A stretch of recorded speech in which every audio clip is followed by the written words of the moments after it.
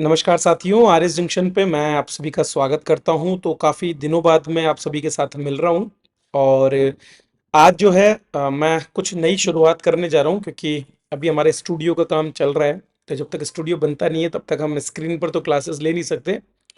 लेकिन अभी जो समय हमारे पास में है उसको देखते हुए कुछ छोटे छोटे रिवीजन के हम टॉपिक्स पर डिस्कशन इसी तरीके से करने वाले हैं।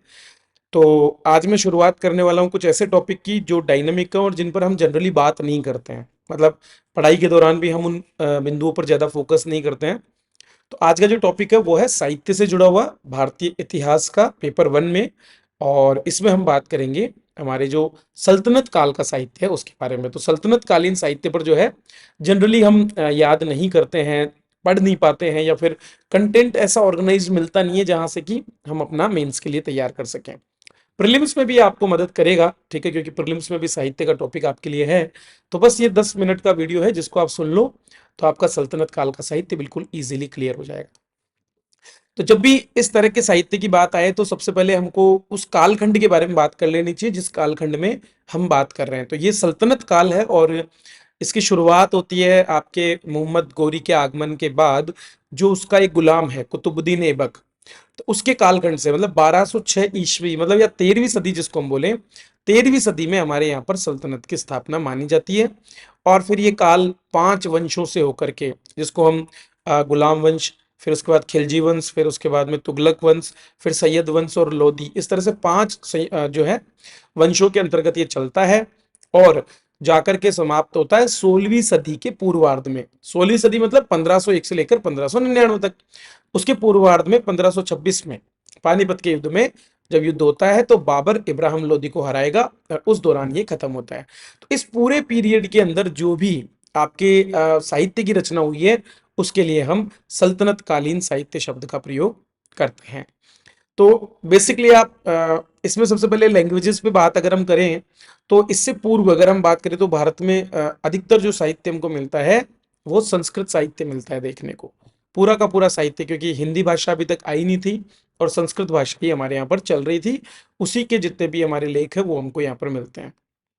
अ, हाँ, राजस्थान में थोड़ा सा राजस्थानी और बाकी भाषाओं का उद्भव होना अ, वो भी बाद में होगा। पहले अभी यहाँ पर संस्कृति जो है चल रही है। संस्कृत से फिर आपके आगे जाकर अपभ्रंश और बाकी सब होता है। तो जो रचनाएं हमको मिलती है वो संस्कृत में मिलती है। लेकिन इनके आने से, सल्तनत काल के जो शासक है उनके आने से एक और भाषा आती है जिसको हम फारसी, और उसके साथ साथ जो बाकी भाषाएं हैं जैसे तुर्की, उनका भी आगमन हमारे यहाँ पर होता है। लेकिन फारसी की रचनाएं हमको सबसे ज्यादा देखने को इस समय मिलती है। संस्कृत की भी रचनाएं चलती रहती है। स्थानीय जो शासक हैं उन्होंने उनको संरक्षण दिया, क्योंकि सल्तनत तो नहीं देगी लेकिन स्थानीय क्षेत्रों में, अलग अलग क्षेत्रों में जहां पर जो भी हिंदू शासक रहे होंगे वहां पर संस्कृत को उस समय विकास हुआ। तो संस्कृत और फारसी इन दोनों के अलावा फिर जब धीरे धीरे भाषा में बदलाव हुआ, अपभ्रंश का विकास होने लगा, तो उसी काल में उर्दू जैसी एक और नई भाषा आती है जिसमें बड़ी मात्रा में खड़ी बोली हिंदी के शब्दों का प्रयोग होना शुरू हो जाता है। ठीक है। तो फारसी, संस्कृत और उर्दू ये तीन भाषाएं हैं जिनका इस समय बहुत प्रभाव रहता है। संस्कृत के अगर हम कुछ ग्रंथों की बात करें अपने इस सल्तनत काल में, तो बेसिकली एक दो ग्रंथ हैं, जैसे कि प्रबंध चिंतामणि नामक एक ग्रंथ हमको देखने को मिलता है, मेरुतुंग का लिखा हुआ। ठीक है, इस पर कई बार प्रश्न भी पूछा गया है। और इसी तरह का प्रबंध काव्य ही है प्रबंध कोश नाम से राजशेखर का। तो राजशेखर का प्रबंध कोश और मेरुतुंग ने प्रबंध चिंतामणि, ये दो ग्रंथ बहुत महत्वपूर्ण है संस्कृत के। इसके बाद राजस्थान से जुड़ा हुआ जो है अपने को देखने को मिलते हैं, एक तो जयानक का पृथ्वीराज विजय। ठीक है, पृथ्वीराज रासो नहीं है, वो रासो साहित्य में चला जाता है, उसको मत गिनना। जयानक का है पृथ्वीराज विजय और उसके साथ में है हमीर महाकाव्य, नयन चंद्र सूर्य या नयचंद्र सूरी जो है उसके द्वारा इसको लिखा गया। सूरी साहित्य में एक और हेमचंद्र सूरी ने लिखा है काव्यानुशासन नाम से। ठीक है। और इसी काल में दक्षिण जो पश्चिमी भारत है जिसमें गुजरात वाला जो क्षेत्र है वहां पर एक राजा है मोहम्मद महमूद बेगड़ा। तो उनके दरबारी है उदयराज, उन्होंने लिखा है राज विनोद के नाम से। तो महमूद बेगड़ा की जो जीवनी है वो राज विनोद में उसने लिखी है। तो क्या दो चार ग्रंथ हो गए, प्रबंध कोश हो गया आपका, प्रबंध चिंतामणि हो गया, इसके अलावा हमीर महाकाव्य हो गया, या फिर पृथ्वीराज विजय हो गया। इस तरह के चार पांच ग्रंथ आपको संस्कृत में याद रखने हैं सल्तनत काल के लिए। इसके बाद बात करते हैं फारसी साहित्य की। फारसी साहित्य में जो है सबसे पहले जो नाम बहुत चर्चित हैं, जैसे फिरदौसी और सादी जैसे, शेख सादी जैसी जो है उनकी रचनाएं हमको देखने को यहाँ पर मिलती है। हालांकि 7वीं शताब्दी में चचनामा नामक जो है एक ग्रंथ जो है 7वीं से लेकर के और बाद में आगे की शताब्दियों में जो हमारे सिंध क्षेत्र है, जो पाकिस्तान का पूर्वी क्षेत्र जिसको हम कह सकते हैं वर्तमान में, उस क्षेत्र में दक्षिण पूर्वी क्षेत्र जो भारत राजस्थान की बॉर्डर से लगता है, ठीक है, उस क्षेत्र के ऊपर शासन जो करते थे, उसी क्षेत्र का जो इतिहास हमको देखने को मिलता है वो अरबों द्वारा जो सिंध विजय हुई उसका पूरा वर्णन हमको मिलता है चचनामा में। अली अहमद नामक एक विद्वान उन्होंने लिखा, और अरबी में उन्होंने पूरी चीजें इसमें लिखी, तो अरबी भाषा का प्रयोग, क्योंकि अरब क्षेत्र से आए थे तो उसी तरह से उन्होंने अपनी विजय के बारे में लिखा। दाहिर सेन जो राजा हैं उन पर किस तरह से विजय होती है उस पर बात इसमें की गई है। इसके बाद में 10वीं शताब्दी की प्रमुख घटना होती है महमूद गजनवी का आगमन। ठीक है, महमूद गजनवी आता है, कुछ तहस नहस करता है चीजों को, तो उसके साथ में एक विद्वान है अलबरूनी। अलबरूनी आता है और आकर के और किताब लिखता है जिसको नाम देता है वो किताब उल हिंद, ठीक है, या फिर तारीख उल हिंद जिसको हम बोल सकते हैं। तो अल बरूनी वर्णन कर रहा है राजस्थान की, उस भारत की उस समय की राजनीतिक और सामाजिक दशा के बारे में। तारीख उल हिंद में गजनवी के साथ में आता है वो, और ये सारा सब कुछ वो यहाँ पर लिखता है। ठीक है, फिर उसके बाद में हमें एक और जो है बुक देखने को मिलती है, जैसे कि मुहम्मद जो है उसने कैसे भारत पर विजय की, उसको लेकर के तुर्की सल्तनत जो है कैसे स्थापित होती, तो 1260 तक जो हमारे तुर्की सल्तनत का आगे विकास है उस पर बात की गई है मिनहाज उस सिराज नामक एक विद्वान के द्वारा, जिसने तबकात नासिरी, नासिरुद्दीन महमूद जो है उसकी विजय पर वो बात कर रहा है इसमें। मिनहाज उस सिराज नाम उसका है। फिर आपको फिरोज शाह जो तुगलक है उसके शासनकाल के समय में दो फिरोज शाह से जुड़ी हुई रचनाएं तारीख फिरोज शाही नाम से। तो तारीख फिरोज शाही, तारीख का मतलब होता है घटनाक्रम को दर्शाने के लिए कोई ऐसा पुस्तक लिखा गया हो, ठीक है। तो पहले तो तारीख फिरोज शाही आपको मिलती है जियाउद्दीन बर्नी की। जियाउद्दीन बर्नी नामक एक साहित्यकार है, उसने लिखा। और फिर बाद में तारीख फिरोज शाही का ही अगला जो एक घटक है वो लिखता है शम्स सिराज अफीफ नाम का एक विद्वान। तो यही दो तारीख फिरोज शाही मिलती है।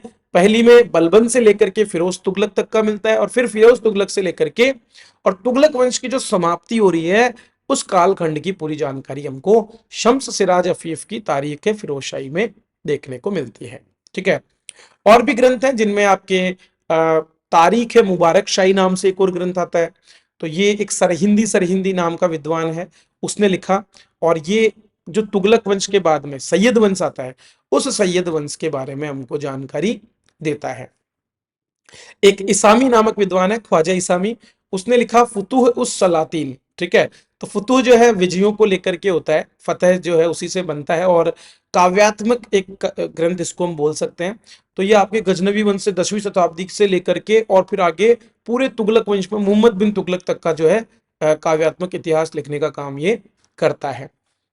जियाउद्दीन बर्नी की बात करें तो ना केवल उसने तारीख फिरोज शाही लिखी बल्कि उसके साथ साथ उसने एक और बुक लिखी जिसका नाम है फतवा ए जहांदारी।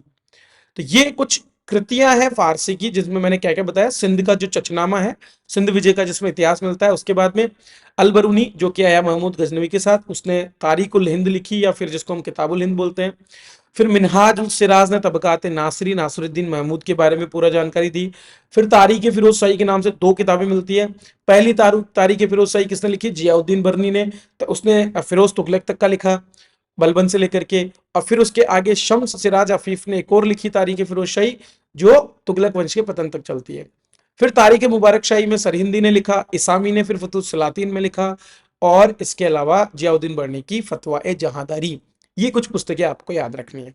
लेकिन इसके साथ एक और इंपॉर्टेंट व्यक्तित्व का नाम पूछा जा सकता है और उस पर 5 नंबर का प्रश्न भी आ जाए, अमीर खुसरो के बारे में। तो अगर हम अमीर खुसरो की बात करें तो अमीर खुसरो जो है वो फारसी विद्वानों के अंतर्गत बहुत महत्वपूर्ण विद्वान माना जाता है। ठीक है, अबुल हसन जो थे उसी के नाम को हम अमीर खुसरो के नाम से जानते हैं। और इनकी सबसे बड़ी जो एक बात आपको जाननी वो है कि ये सूफी मत से प्रभावित थे और एक सूफी संत थे निजामुद्दीन औलिया। ठीक है, तो शेख संत जो निजामुद्दीन औलिया थे उनके ये क्या थे, शिष्य थे। इनके बारे में कहा जाता है कि इन्होंने बलबन से लेकर के और गयासुद्दीन तुगलक तक का 7 जो शासक हैं उनका कालखंड में इन्होंने उनके साथ में काम किया, और 8वां जो आगे मोहम्मद बिन तुगलक है वहां तक भी इन्होंने जो है मतलब ये रहे हैं, ऐसा कहा जाता है। कहीं पर 6 दे रखा है, कहीं 7, कहीं 8, तो उस बहस में हमें नहीं पढ़ना है। लेकिन इन्होंने कई शासकों के साथ में अपना जो है उनके दरबार में अपना समय दिया था। इन्होंने क्या किया, इन्होंने जो है बहुत बड़ी मात्रा में हिंदी, खड़ी बोली हिंदी के शब्दों का प्रयोग किया, और इस तरह से सबाकी हिंदी या सबक ए हिंद या फिर एक नई जबान जिसको हम उर्दू कहते हैं, उसको भी इन्होंने इजाद किया, ऐसा माना जाता है अमीर खुसरो ने किया। इसके अलावा इनका संगीत के क्षेत्र में भी बहुत बड़ा योगदान रहा है। तबले का आविष्कार का जो है इनको श्रेय दिया जाता है। शास्त्रीय संगीत में भी काफी इनका नाम माना जाता है। तो इनकी जो रचनाएं हैं उनकी अगर हम बात करें तो 2 4 5 आप रचनाएं इनकी याद रखो। जैसे एक शिरीन खुसरो नाम की एक रचना इनके इनके नाम से ही है, शिरीन खुसरो नाम से। इसी तरह से एक रचना है इनकी लैला मजनू नाम से। ठीक है, क्या नाम है? लैला मजनू। तो ये तो आप सब नॉर्मल याद भी रखते हो। एक इन्होंने आईने सिकंदरी लिखी है। एक हष्ट बिहिष्ट नाम से रचना है। तो ये 3 4 5 रचनाएं आप इनकी जरूर याद रखिए। ठीक है, इनमें इन्होंने अलग अलग चीजों का वर्णन किया है, जैसे कि एक और इनकी जो रचना है नू सिपहर। ठीक है, तो जो मुबारक खिलजी है उसके बारे में काव्य के रूप में इसने वर्णन किया है। तुगलकनामा इन्होंने लिखा है। तो गयासुद्दीन तुगलक के दरबार में जब ये थे तो तुगलकनामा इन्होंने लिखा। तो गयासुद्दीन तुगलक कैसे उभरता है, कैसे शासक बनता है, उस पर इन्होंने लिखा। अलाउद्दीन खिलजी जब भारत में खास करके राजपूताना में जब वो अटैक कर रहा है, तो उस दौरान उसने एक मिफ्ता उल फतेह नाम से किताब लिखी। तो पूरा का पूरा जलालुद्दीन खिलजी के बारे में उसमें डिटेल दी गई है। ऐसी और भी उसकी किताबें हैं, लेकिन 3 4 5 अगर आप किताबें याद रख लोगे तो आपका काम यहाँ पर हो जाएगा। मतलब पूछने लायक प्रश्न है कि यार अमीर खुसरो ने क्या क्या लिखा। तो ये है सल्तनत काल के जितने भी हमारे साहित्यिक कृतियां हैं उनके बारे में थोड़ी सी चर्चा। इसके अलावा आप अगर आरएस मुख्य परीक्षा की तैयारी कर रहे हैं तो 100 डेज का हमारा एक प्रोग्राम अभी चल रहा है, आरएस मेंस का ऑनलाइन और ऑफलाइन वर्कशॉप, जिसमें आपका पूरा सिलेबस डिवाइड करके हम डेली प्रैक्टिस करवा रहे हैं आपको पेपर्स की। और आपके संडे टू संडे 16 टेस्ट भी इसमें इंक्लूडेड है। तो इसका लिंक मैंने डिस्क्रिप्शन में दिया है, वहां से जाकर के आप इस प्रोग्राम को देख सकते हो और हमारा टेलीग्राम भी ज्वाइन कर सकते हैं। चलिए, तो ऐसे ही किसी और टॉपिक के साथ मिलेंगे, तब तक के लिए धन्यवाद।